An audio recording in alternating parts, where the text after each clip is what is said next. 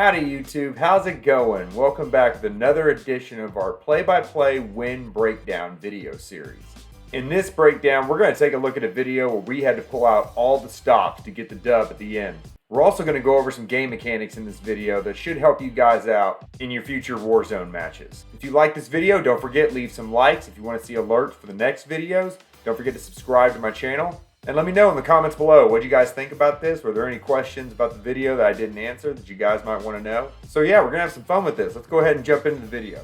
So you take a look here right off the bat, and you notice the circle we're given is not exactly ideal. Down low in the bottom corner of the map, which means that here pretty soon, the majority of the map's going to be eliminated pretty quick, and it's going to force everyone in the map into a very small condensed area. So basically here you have two choices. You either land within the circle to begin with and expect there to be more people already, or you fly out farther but then have to risk not making it back into the circle in time, having people gatekeep you who are expecting people to be running back from that far in. Like I've mentioned before in some other videos, I usually recommend trying to land within the circle if at all possible. It's going to help you in the early game not having to worry about running from that gas. We decided to go ahead and land just outside the circle. That way we're not having to push too far once we're ready to go. So because the spot that we landed does not have a whole lot of contracts and it was outside the circle and off the line from when we dropped in, those three factors contribute to there's probably a good chance there's not a whole bunch of people out here. My buddy that flew us in on the helicopter dropped all three of us off, and after he did so, he continued to circle around and kind of scout ahead. This is actually a good thing to do if you're rolling up into an area in a helicopter or a truck or something. Whoever's driving that vehicle, drop off the rest of your teammates and then continue to drive around on the outskirts of that area and just kind of survey and see if you can spot anybody. We've got loadout. Yes, we do. Okay. One of my teammates called out that they've got enough money for loadout. Typically, when you get enough money for loadout, you want to get that as quick as possible. In this particular situation, I wish we would have been a little quicker trying to get to our loadout. However, like I said earlier, we knew there's probably not a lot of whole people in this area, so we were allowed to take our time a little bit more and continue looting and continue getting a few extra dollars. That way, when we do go get our loadout, we can actually pick up some perks and stuff as well. There is a noticeable, we seeing that? While a lot of players like to pick up bounties to play a little more aggressive and go hunt people down, another benefit to getting bounties is it's kind of like a free UAV. Like in this situation right here, we had someone that was right in our area and we didn't even know it. So if there are no other contracts around, just picking up a bounty is good just so you can locate another team, and then you can make a decision from there whether it's advantageous to push them or not. At this point here, we've popped an advanced UAV. The way you do this is you buy 3 UAVs and pop them all simultaneously. The advanced UAV will show you every player on the map, even ghosted players. The only way that a ghosted player will not show up on your advanced UAV is if they're within 250 meters of you. So once you pop that advanced UAV, other than a 250 meter circle right around your characters, everybody else on the map, whether they're ghosted or not, will appear on the map. King guys are flying in. Hey, King guys are flying in right now. So right here, while we're looking at the advanced UAV, we noticed a few enemy icons were coming at a very fast speed over to our area. You can't run that fast, so we know that they're flying in, and we know that a King was flying around our heads right before we saw these guys coming in. So it's very likely that these guys are the players that King brought back into the game. Knowing that they're not going to have any guns right now unless they are able to make it to their box in time, we decided to go ahead and try and push them. So one thing to notice that I did right here before I started shooting, I went ahead and pinged where this guy was at. If you just start shooting at somebody and something bad happens and you're losing that fight and you try to get your teammates to come help you, they may not know exactly where it is you're shooting at. But because I pinged beforehand, if I was to have lost this fight, my teammates would know that at least the general area where that guy was at and might be able to turn and help me with it. There's still one at the buy, 2 at the buy. One's right by you, Ray. As I'm still fighting that guy, I'm also trying to pay attention to where I saw the other players at and continue to call that out to the rest of my teammates. Are they still just floating? Oh yeah. Broke him.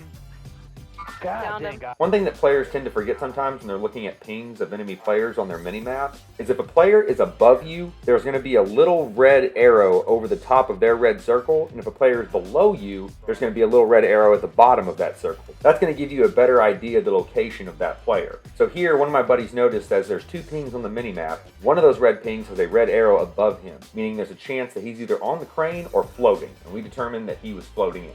At this point, we're all already aware that we're gonna have to push across that ravine on foot, and there's gonna be several tall buildings right in front of us. That's usually a pretty advantageous spot for snipers to sit and catch people trying to cross over. Again, I'm looking at the minimap, I'm seeing where pings are popping up at, and I'm marking them ahead of time. So that way, whenever we start making our moves, we are aware of where enemy players are at and what general direction we need to be paying attention to for when we push over. Cluster. Okay, perfect. I've got a cluster Yeah. as well, yeah. Because when you push over into the open area like this and there's a possibility of snipers hitting you from a distance, having those kill streaks to put on them is going to be very beneficial to you from getting stuck behind cover and being pinned down by those snipers. At this point in this match, you can see that we're not playing this game very aggressively. We're definitely playing this to win. We're picking spots that are the safest routes to cross over, kind of stay out of fights until we absolutely have to get into one. Can you see for it?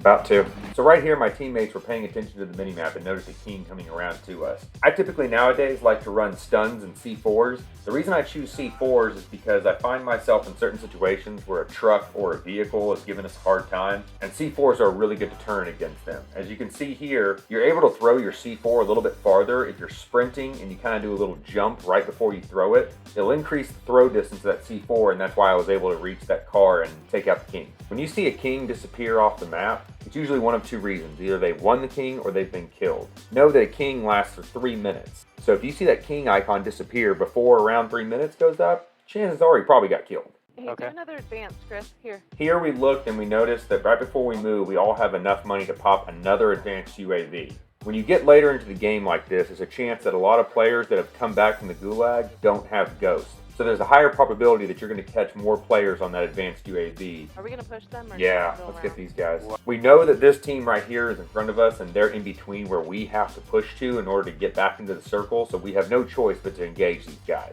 One of them before had flown in earlier, so there's a good chance that they don't have their loadout guns yet. Broke him. Dead. Disable the vehicle. Dead. One more down low. He's in the truck. Dead. So throughout that entire fight, not only were we pointing out where we thought each player was that we were shooting at, but once we downed or killed an enemy, we were able to call out that we downed or killed that enemy. That's good information for the rest of your team so they can kind of mentally check off and know how many other players there are left to take out. So at this point, we want to try and push towards that hill that's up there kind of to my right. But just running straight up that hill is not a very good idea. There's no cover in between me and that hill if I was to run straight at it. So I'm deciding to go low down to the left of it where I can use that house to at least scout out the hill a little bit better and get some cover. 2 tips for when you're moving positions.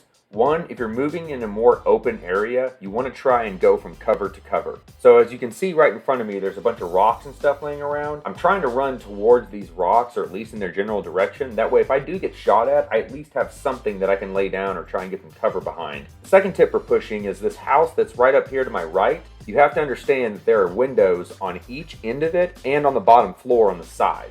So as you're approaching this house, understand where the enemy, if they were in that house, would have lines of sight on you, and not put yourself right in those lines of sight unless you're already aiming at it and you're ready to take somebody on. It's a truck, probably pushing by. And there's a guy up with a helicopter. So we've noticed a truck and a helicopter moving up to the spot where we want to move to. When someone is in a vehicle and driving it, it'll turn red. When they get out of that vehicle, it'll turn white. So we noticed the truck continued to be red and kept moving, while the helicopter turned white, meaning that they landed the helicopter and they got out of it. Even though that truck kept driving by, we also need to be aware that people could have gotten out of that truck and already be in this area while the driver of the truck kept going in order to scout ahead or to fool us thinking that there's nobody up there. I'm rotating a little bit right, looking down. So while we're in circle, I noticed that helicopter landed down to the right below this hill, kind of in the farmhouse area. So I'm staying high ground, but I'm rotating to the right so that I can look down that hill to see if anybody from that helicopter team is trying to push up to this hill to get to the buy. Oh, right here, flying in. Where's right here?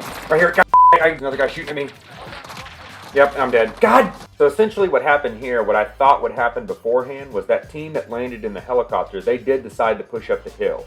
However, they were able to come up on a little bit of a lower side, so I wasn't able to initially see them. I was also distracted by the fact that there's a teammate of theirs flying in, so because that was the target I originally chose to shoot, the other guys were able to see me and get the easy down on me. Right ahead, That's Darcy. okay. Where? Right here, Straight orange pink. ahead, straight ahead. Good job. So even though I'm dead right now, I'm spectating my teammate and I'm knowing where she's shooting at in the enemy. So when my partner Chris is asking where the enemy is, because I was spectating her, I'm able to open up the map and ping the enemies that she was shooting at, which is still continuing to give him information and help him in the fight. So because my teammates were a little more high ground than I was at this point at the initial engagement of this team, they were able to get the drop on the rest of the players that pushed up and essentially end up winning the fight. We did lose 2 teammates, unfortunately, but because the rest of my team has a lot of money with them already, they're going to be able to go to this buy right over here and get us both back. One thing to be aware of when you get in fights like this in a much smaller circle, you know there's other enemy players somewhere around you. They're likely to have heard those gunshots and want to push over and third party you. So after you win a gunfight like this, still keep your wits about you because there could be another team pushing you trying to third party. So here my teammates have bought me back. I wanted to try and land back in and get to my stuff. However, the gas started closing too soon and I'm unable to do so. I noticed that our 5th circle box is already dropped. So unfortunately, that's my only play at this point in order to try and get a gun. As I'm flying in, I notice a helicopter has landed and is pushing our team. This is probably a team that heard us fighting earlier and was pushing to try and get the finish on our guys. I, unfortunately, right now cannot help my teammates in this fight as I'm already lost almost all my armor plates and I have no weapon to help. So my best play right now is just try and get around this team, get to my box, and try and get some guns to help my teammates out. I know. Did you- There's a loadout in front. I know. One of my teammates tried to buy a loadout in order to get me and the other guy that was dead back into the fight, but through all the confusion, she accidentally threw the loadout down a little bit too soon. Just remember, when you do something like this, take your time, look at the circle, know where the gas is closing in on, and try and throw that box down in a more advantageous spot for the rest of your team. So here the helicopter team pushed my team. One of my guys was able to get down low where I was beforehand to kind of escape from them. The other 2, unfortunately, weren't so lucky. They got caught up in between the gas and an enemy team pushing him. This is a big reason right here to not be pushing right up against the gas, because you're going to put yourself in a spot where you have the gas behind you and enemies in front of you, and you don't have any time to lay down and get into cover. Hold up. On me. They. Your phone's falling in.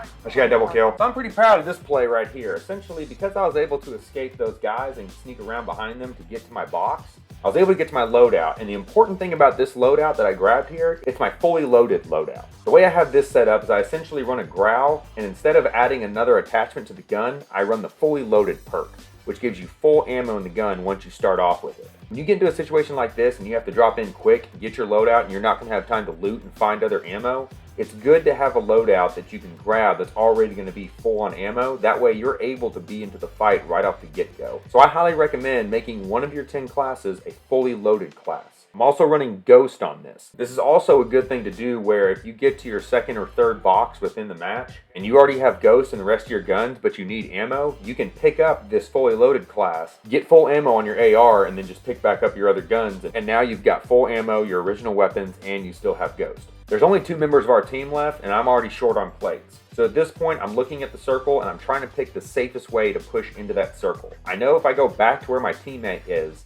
he's in a more low spot. So that's a little easier path for me to take to get into circle. And if you look on my mini-map, I can already see a red ping up there. So I know there's enemies within that direction. So I'm trying to rotate away from them. Here, Thompson. Yep. 3.